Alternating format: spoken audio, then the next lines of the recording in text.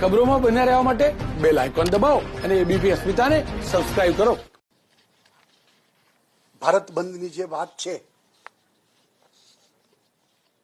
એ સ્પષ્ટ થઈ ગઈ છે કે ખેડૂતનું ખાલી નામ છે. મોદી સરકાર વિરુદ્ધ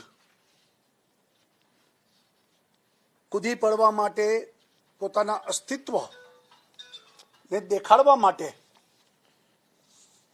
કોંગ્રેસથી માંડી અને વિરોધ પક્ષો એક થઈને ભારત બંધમાં જોડાણા છે.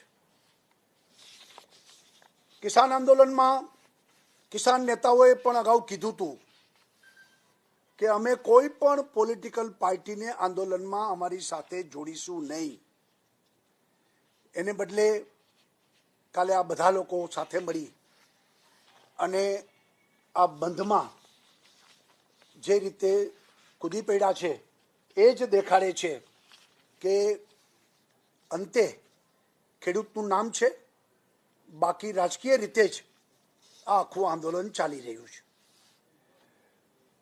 કોંગ્રેસનું તો અસ્તિત્વ ખલાસ થઈ ચૂક્યું છે. લોકસભાની ચૂંટણી, વિધાનસભાની ચૂંટણીઓ, નગર નિગમની ચૂંટણીઓમાં, ગુજરાતમાં પણ 8 બેઠક ઉપર કારમો પરાજય. એટલે કોંગ્રેસ સાથે ન કોઈ ખેડૂત છે, ન પ્રજા છે, કોઈ વર્ગ છે. કારણ કે કોંગ્રેસ પ્રજા સાથેના સંપર્ક ગુમાવી બેઠી છે. કોંગ્રેસ ઉપર કોઈ વર્ગને ભરોસો પણ નથી અને ખેડૂત તો કોંગ્રેસ સાથે નથી જ, એ ચૂંટણીના પરિણામોએ પણ સાબિત કરી આપ્યું છે.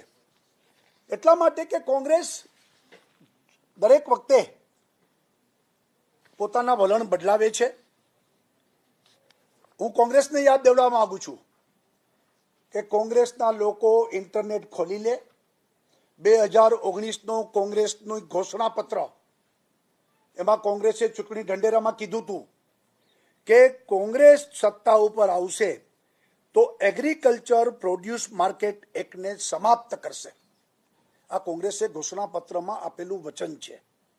અને ખેડૂતોને પોતાની પાકની નિર્યાત અને વેપાર ઉપરના તમામ બંધનો હટાવી લેવામાં આવશે, મુક્ત કરાશે. અને આજે એ જ કોંગ્રેસ, જે મોદી સરકારે આ કર્યું છે એની વિરુદ્ધ કાલે આંદોલન કરવા આ કોંગ્રેસ નીકળી છે. કોંગ્રેસ પણ ખુલ્લી પડી ગઈ છે. સાથે સાથે 2013માં રાહુલ ગાંધીએ કોંગ્રેસના મુખ્યમંત્રીઓની મિટિંગ કરી હતી અને એ મિટિંગમાં એમને કીધું હતું એસેન્શિયલ કોમોડિટી એક્ટને ખતમ કરી એની જગ્યાએ ECE 1955 ના નામથી નવા કાનૂન લેકર આયેગી, એ પણ એમને એ વાત પોતે કહી હતી. અને એપીએમસી એક્ટની તહત ફળ, શાકભાજી, આ બધી વસ્તુઓને ડિલિસ્ટ કરશે એપીએમસીમાંથી અને उनके दाम कम किए जा सके. मगर आज अब हमारी सरकार એટલે કે ભારતીય જનતા પાર્ટીની સરકાર આ કરે છે માટે ખેડૂતને ભડકાવવા માટે આ બધા કારસા કોંગ્રેસ કરી રહી છે. એવી જ રીતે શરદ પવારે પણ એ જ્યારે કૃષિ મંત્રી હતા ત્યારે દેશના બધા મુખ્યમંત્રીને પત્ર લખ્યા હતા અને શરદ પવારે કહ્યું હતું કે મંડી એક્ટમાં બદલાવ જરૂરી છે, પ્રાઇવેટ સેક્ટરને આવવા દેવું જરૂરી છે, ખેડૂતોને કોઈ પણ જગ્યાએ પોતાનો માલ વેચવા માટે અવસર મળવો જોઈએ. એ શરદ પવારે પણ કીધું છે અને એનો જવાબ પણ રાષ્ટ્રીય કોંગ્રેસ પાર્ટીએ પ્રજાને આપવો જોઈએ કે ત્યારે તમે કેમ કીધું હતું. શરદ પવાર જ્યારે બોલ્યા ત્યારે મનમોહનસિંહની સરકાર હતી અને સરકારને સમર્થન સમાજવાદી પાર્ટી, આરજેડી, સીપીઆઈ, સીપીએમ એ બધા દળો કરતા હતા. અને 2005માં શેખર ગુપ્તાએ એક ઇન્ટરવ્યુ લીધો હતો. એ ઇન્ટરવ્યુમાં પણ એપીએમસી એક્ટ કેટલા સમયમાં દૂર થશે એવું શરદ પવારને પૂછ્યું હતું અને શરદ પવારે જવાબ આપ્યો તો 6 મહિનામાં અમે આ એક્ટ દૂર કરશું. એટલે શરદ પવાર પણ મગરના આંસુ સારવા નીકળ્યા છે. યોગેન્દ્ર યાદવ હાલ કિસાન આંદોલનકારી તરીકે ત્યાં આંદોલનમાં જોડાયેલા છે. એને 2017માં ટ્વીટ કરી હતી કે એપીએમસી એક્ટમાં મોદી કેમ તમે બદલાવ નથી કરતા, ત્યારે નરેન્દ્રભાઈને કહેતા હતા તમે બદલાવ કરો, એને ટ્વીટ કરી હતી અને આજે એ બદલાવનો વિરોધ કરી રહ્યા છે. સમાજવાદી પાર્ટીના નેતા અખિલેશ યાદવના પિતાશ્રી મુલાયમસિંહ યાદવે પણ ખેડૂતોને મંડી કલ્ચરમાંથી બહાર લાવવા જરૂરી છે અને એ માટે પ્રયત્નો થવા જોઈએ, આ વાત પણ એમને કરી હતી. એટલે ખેડૂતોના નામે આ બધું ચલાવવામાં આવે છે, ખેડૂતોને ભ્રમિત કરવામાં આવે છે. ભારતીય જનતા પાર્ટીએ અનેક વખત કીધું છે કે અમે એમએસપી ચાલુ રાખવાના જ છીએ. એમએસપીના ઉલટાના નરેન્દ્ર મોદીએ એમએસપીનો વ્યાપ વધાર્યો છે, એમએસપીના ભાવ પણ વધાર્યા છે. પહેલા કરતા દરેક વખતે એમએસપીમાં ખૂબ મોટા પાયા ઉપર મોદી સરકારે એમએસપીને ભાર આપ્યો છે. ગુજરાતમાં પણ આપણી સરકારે, મારી સરકારે છેલ્લા 3 વર્ષમાં, આ ચોથું વર્ષ ખરીદી ચાલે છે, 3 વર્ષમાં 15,000 કરોડ રૂપિયાથી વધુ ખરીદી એમએસપીની મારી સરકારે પણ ખેડૂતોની કરેલી છે અને એનાથી ખેડૂતોને સંતુષ્ટ છે. એટલે હું એમ માનું છું કે આ આંદોલનકારીઓ એ આ એપીએમસી એટલે બધા એક્ટ ખતમ કરવાની માગણી કરી રહ્યા છે, એ વ્યાજબી નથી. ભૂતકાળમાં આ બધા લોકો આ વાત કરેલી જ છે અને કોઈ નક્કર સુઝાવ હોય તો સરકારે કીધું જ છે કે અમારું મન ખુલ્લું છે કે અમે ચર્ચા કરવા તૈયાર છીએ, નક્કર સુઝાવને અમારે આવકાર પણ છે. એમએસપી માટે પણ સ્પષ્ટ વાત કરી છે. ત્યારે એમ લાગે છે કે આ આંદોલન હવે રાજકીય આંદોલન બની ગયું છે, ખેડૂતોના નામે ચલાવાતું રાજકીય આંદોલન છે. આપ કોઈને કંઈ પૂછવું હોય તો. કાલે બંધમાં કાલ ચાલુ રહેશે ગુજરાત. હા, પણ એટલે જ કહું છું, અંતે બધા રાજકીય પક્ષો જ કરી રહ્યા છે.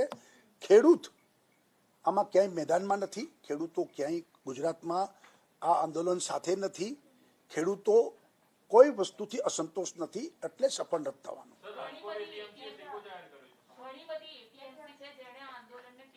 હા, એ પણ હશે, એમાં કોઈ મારે ચર્ચા નથી કરવી. પણ ઓવરઓલ ગુજરાતમાં આ વાતને, આ આંદોલન આટલા દિવસથી ચાલે છે અને આ વાતોનો વિષયને લઈને ગુજરાતમાં કોઈ જગ્યાએ ખેડૂતોનો સહકાર કે ખેડૂતોનો ટેકો કોઈ પક્ષને મળ્યો નથી. અમે આવતીકાલે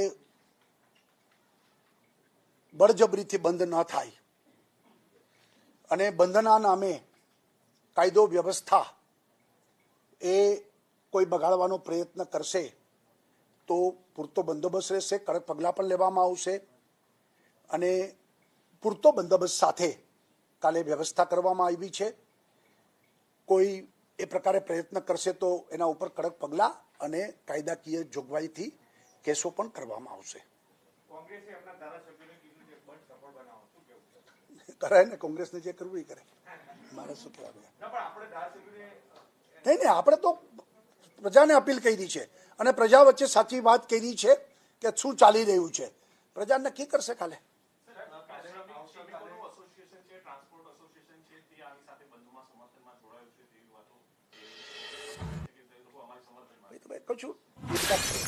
પેલા કોંગ્રેસ પોતાનો જવાબ તો આપે કે તમે બધા ભૂતકાળમાં આ બધી વાતો કહી છે, હવે શેના નીકળી પડ્યા છો? એનો મતલબ કે રાજકીય લાભ લેવા માટે કૂદી પડ્યા છે. એમના પોતાના વલણો ભૂતકાળમાં બહુ સ્પષ્ટ હતા આ બાબતમાં. હવે મોદી સરકારે આ કર્યું છે ને મોદી સરકાર જસ લઈ જશે એમ માનીને રોડા નાખવા નીકળ્યા છે.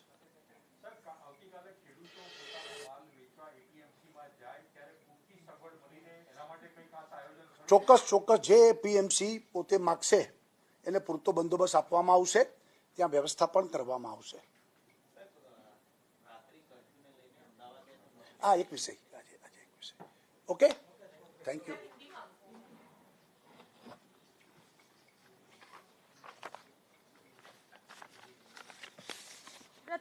મુખ્યમંત્રી વિજય રૂપાણીનું કહેવું છે પ્રેસ કોન્ફરન્સમાં કે હાલમાં ખેડૂતોનું ખાલી નામ, જ્યારે કે આ તમામ કામ વિપક્ષોનું છે.